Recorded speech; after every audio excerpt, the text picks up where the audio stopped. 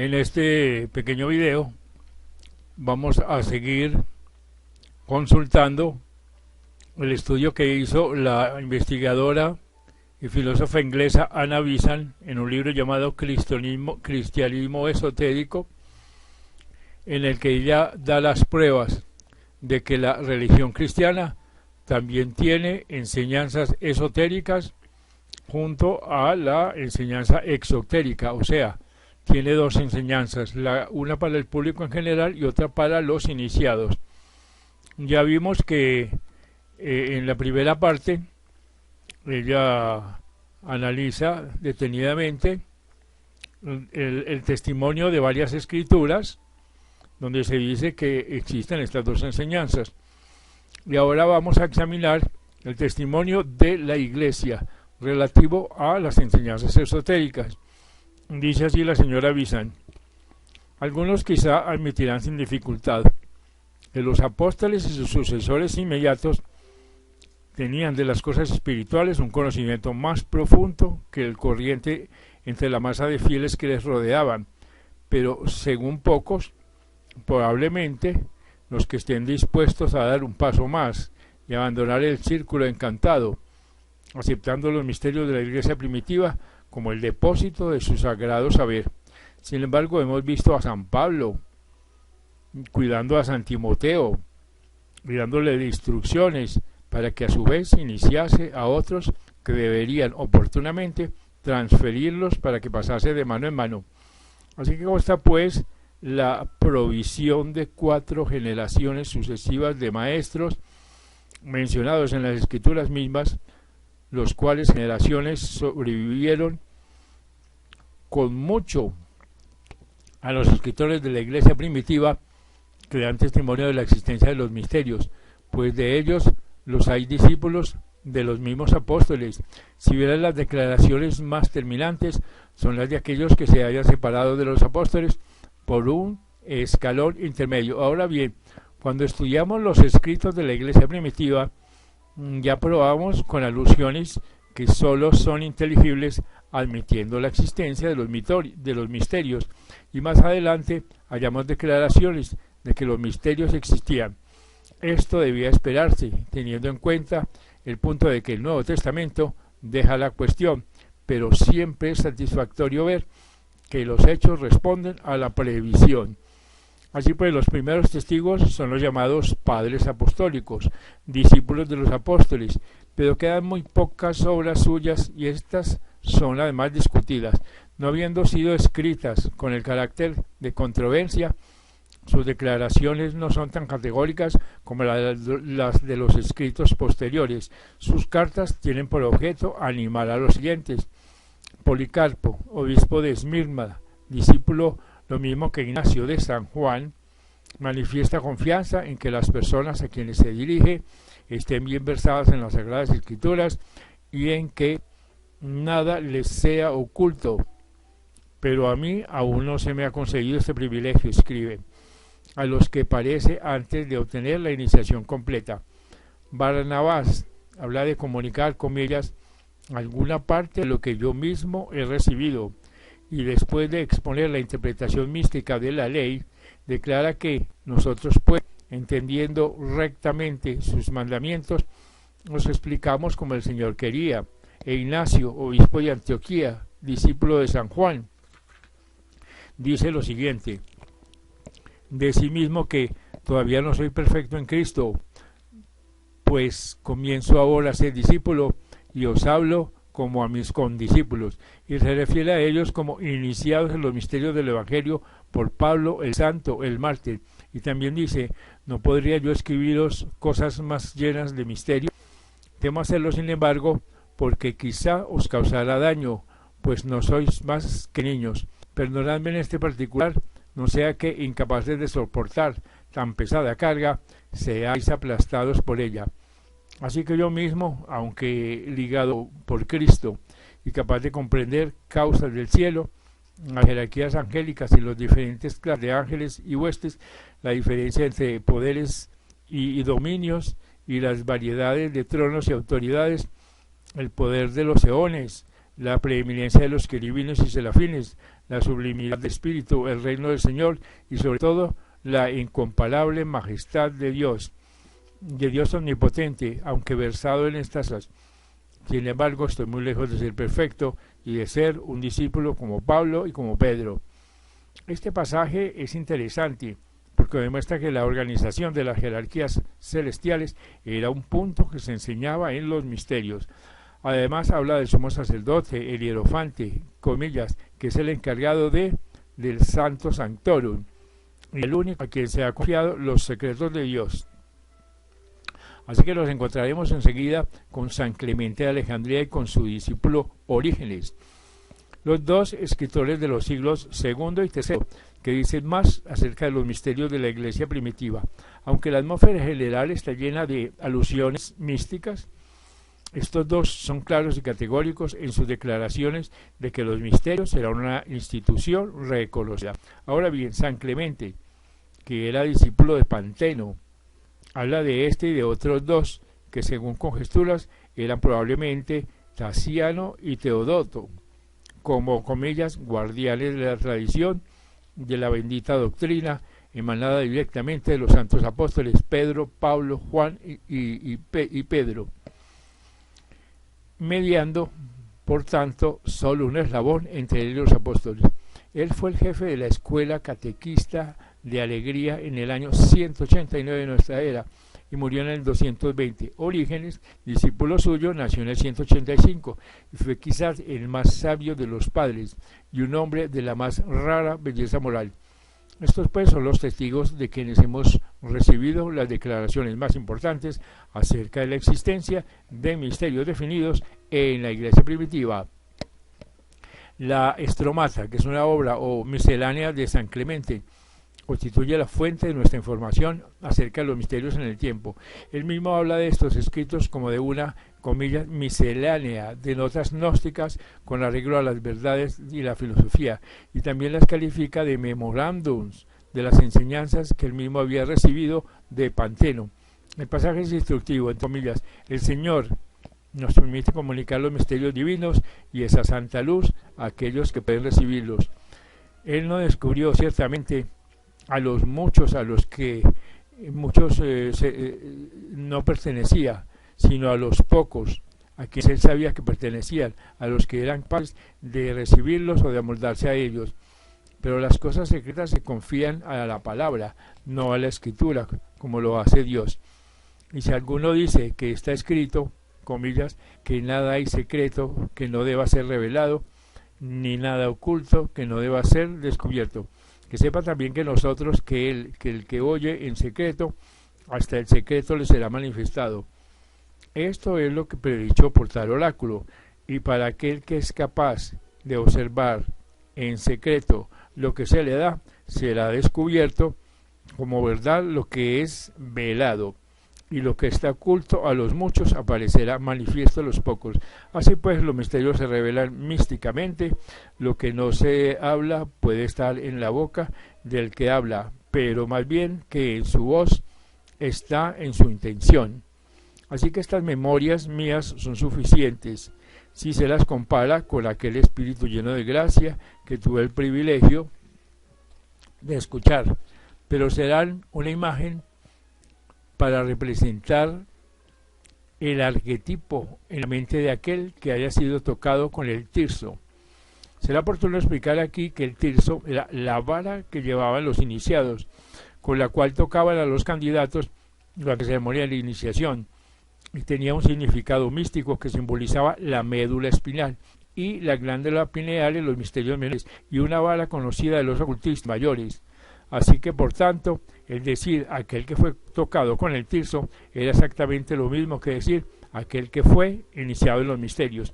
Clemente prosigue: nosotros declaramos que no hacíamos la explicación completa de las cosas secretas, lejos de esto, solo suscitábamos la memoria de ellas, ya sea porque hemos olvidado algo, ya sea que nos propongamos evitar que se olviden. Yo bien sé que muchas cosas se nos han borrado con el transcurso del tiempo, se nos han desvanecido por no estar escritas. Hay pues algunas cosas de que no hemos tenido memoria, y el poder de que habían dotado de los hombres benditos era tan grande. Este es un caso frecuente entre aquellos que son enseñados por los grandes seres, porque su presencia estimula y pone en actividad poderes que están normalmente latentes, que el discípulo no puede despertar si no es ayudado. Comillas, hay también algunas cosas que desatendidas largo tiempo al fin se han desvanecido, otras se borran desapareciendo por completo de la mente, por no ser tarea fácil para los inexpertos en retenerlas. Estas las hago revivir en mis comentarios. Así que algunas cosas omito deliberadamente haciendo uso de una prudente selección, pues temo escribir lo que me guardo al hablar, que no por falta de buena voluntad, la cual sería culpable, sino por miedo de que mis lectores tropiecen interpretándolas en sentido erróneo. Esto equivaldría, como dice el proverbio, a entregar una espada a un niño. Es pues imposible que lo escrito deje de llegar a manos de alguien, aunque yo no lo publique. Y por más vueltas que se le dé a la única voz de la escritura, nada responderá esto al que le pregunte. Más allá de lo escrito, pues se requiere necesariamente la ayuda de alguno, de un gurú, bien sea del que lo escribió o de otro que haya seguido sus pasos. Algunas cosas apuntará mi tratado, en otras se extenderá. Y añade, otras apenas serán mencionadas, así que hablaré imperceptiblemente y mostraré en secreto y demostrará en silencio. Este pasaje solo basta para probar la existencia de una enseñanza secreta en la iglesia primitiva, pero no es el único que encontramos. En el capítulo 12 de este mismo libro primero, titulado Los misterios de la fe no son para todos, Clemente declara que pues otros, además de los sabios, pueden leer su obra, comillas, es forzoso encerrar en su misterio la sabiduría hablada que enseñó el Hijo de Dios. Se requería pues lengua purificada en el que hablaba, oídos purificados en el que oía. Tales eran los obstáculos en el camino de mi escrito, y aún ahora temo, como vulgarmente se dice, echar margaritas a los puercos para que las pisoteen y se vuelvan contra nosotros y lo destruyan. Porque es difícil poseer de manifiesto palabras realmente puras y transparentes, que se refieren a la verdad de la luz, a oyentes groseros y sin intuición. Apenas podía encontrarse cosa más risible que esta para las muchedumbres, así como por el contrario, nada más admirable e inspirador para las naturalezas nobles. Así que los sabios no profieren con su boca lo que razonan en consejo. Los que recibáis al oído, dijo el Señor, proclamadlo en las casas, ordenando así adquirir las tradiciones secretas del verdadero conocimiento, explicarlas clara y terminantemente conforme se las reciba al oído, transmitirlas a quienes es debido. Mas no os ordena comunicar a todos sin distingos, al sentido que se le dice en parábolas. Por lo tanto, solo consigo en las memorias un bosquejo que contiene la verdad muy esparcida, para que pueda escapar a la penetración de aquellos que recogen las semillas como los granos, mas si tropiezan con un buen cultivador, cada una de ellas germinará y producirá grano.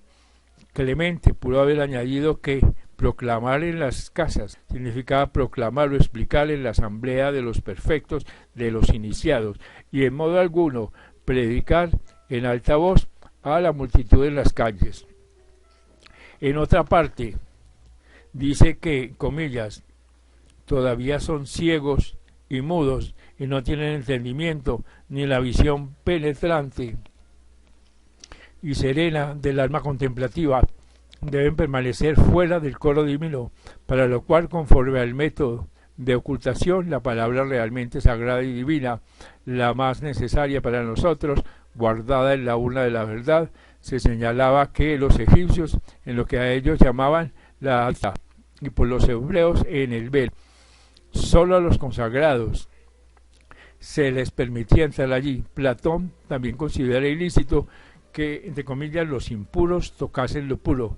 De aquí que las profecías de oráculos se expongan en enigmas y que los misterios no sean manifestados libremente a todos sin distinción, sino solo después de ciertas purificaciones e instrucciones privadas.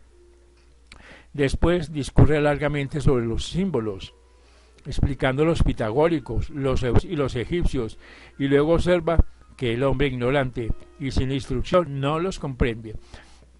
Pero, entre comillas, agrega, pero los gnósticos los entienden, por tanto, no conviene que todas las cosas sean expuestas sin discreción a todos indistintamente, ni que los beneficios de la sabiduría sean comunicados a los que ni aun en sueños han sido purificados en el alma, pues no es permitido transmitir al primero que llega lo que se ha adquirido con tan penoso esfuerzo, ni son los misterios de la palabra para ser entregados a los profanos. Así que los pitagóricos y Platón, Zenón y Aristóteles tenían enseñanzas esotéricas y exotéricas. Los filósofos establecieron los misterios, pues, comillas, no eran más beneficioso para la santa y bendita contemplación de las verdades el que permanecieran ocultas. Los apóstoles también probaban, comillas, el que no se velasen los misterios de la fe, pues hay una instrucción para los perfectos, aludida en la epístola de los Colosenses. Así pues, de una parte están los misterios que permanecieron ocultos hasta el tiempo de los apóstoles y que fueron transmitidos por ellas conforme los recibieron del Señor, los cuales velados en el Antiguo Testamento fueron manifestados en los santos. Y de otra parte están las riquezas de la gloria del misterio en los gentiles, comillas, que es fe y esperanza en Cristo, a lo que él llamó en otro lugar entre comillas, el cimiento. Y cita a San Pablo para demostrar que este conocimiento no pertenece a todos, y dice, refiriéndose a la epístola de los Hebreos 5 y 6, que, comillas, había ciertamente entre los hebreos algunas cosas reveladas que no estaban escritas, y luego se refiere a San Barnabás, que dice Dios, que ha puesto en nuestros corazones la sabiduría y el entendimiento de sus secretos. Añade que a pocos es dado el comprender estas cosas, demostrando así un, entre comillas, rasgo de tradición gnóstica, por lo que los instructores que revelan las cosas ocultas es llamado iluminación, pues solamente el maestro levanta la tapa del arca. Más adelante, refiriéndose a San Pablo, comenta su indicación a los romanos y de que él llevará con abundancia la tradición de Cristo, y añade que así designa a él el don espiritual y la interpretación gnóstica, que entre tanto desea participarles de palabra como la plenitud de Cristo según la revelación del misterio, sellado desde tiempos eternos y ahora manifestado por las escrituras proféticas. Pero solo a pocos de ellos es mostrado lo que son esas cosas contenidas en los misterios. Con razón, pues, dice Platón en sus epístolas, tratando de Dios, nosotros estamos obligados a hablar un enigma, a fin de que si la tableta viene a caer por cualquier accidente marítimo o terrestre en poder de alguno, permanece ignorante de lo que se lea en ella. Después de un maduro examen de los escritores griegos y de una detenida investigación filosófica, declara San Clemente que la gnosis era comunicada y revelada por el Hijo de Dios, que es sabiduría, y la gnosis misma es lo que de unos en otros ha llegado hasta unos pocos, transmitida por los apóstoles sin consignarla en la escritura alguna, y hace San Clemente una extensa relación de la vida de los gnósticos, del iniciado, y termina diciendo: basta lo dicho para los que tienen oídos, pues no es necesario descubrir el misterio, sino solo indicar lo suficiente para que lo perciban aquellos que participan del conocimiento.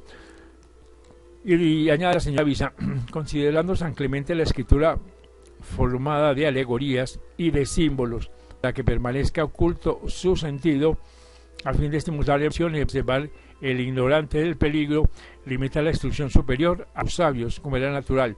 Nuestros gnósticos han de ser profundamente instruidos, dice. Ahora bien, los gnósticos deben ser eruditos. Los que habían adquirido actitud por una educación previa podían penetrar el conocimiento más profundo, pues aunque, comillas, un hombre no puede ser creyente sin instrucción, así también afirmamos que es imposible que un hombre con instrucción pueda comprender las cosas que se declaran en la fe. Algunos que se consideran naturalmente dotados no quieren aprender la filosofía ni la lógica, y aún más ni siquiera la ciencia natural, piden solamente la fe desnuda. Así también llamo verdaderamente instruido aquel que todo lo somete a la pila del toque de la verdad, de suerte que extrayendo lo que hay de utilizable en la geometría, en la música, en la gramática, en la misma filosofía, pone su fe a cubierto de todo género de asaltos. Y pregunta, ¿cuán necesario es para él, el que desea participar del poder de Dios, tratar los asuntos intelectuales filosóficamente? El gnóstico se aprovecha de las ramas del saber como ejercicios auxiliares preparatorios. Tan lejos estaba San Clemente de pensar que la enseñanza del cristianismo podía ajustarse a la ignorancia de las gentes que carecían de instrucción. El que está versado en todo linaje de sabiduría será preeminentemente un gnóstico. Así, al paso que daba la bienvenida al ignorante y al pecador, y encontraba en el Evangelio lo que correspondía a sus necesidades, consideraba que sólo los instruidos y los puros eran candidatos a propósito para los misterios. Añade, el apóstol llama a la fe común el cimiento y algunas veces la leche, designándola así de la perfección gnóstica. Sobre este cimiento debía construirse el edificio de la gnosis, y el alimento de los niños debía sustituir el de los hombres.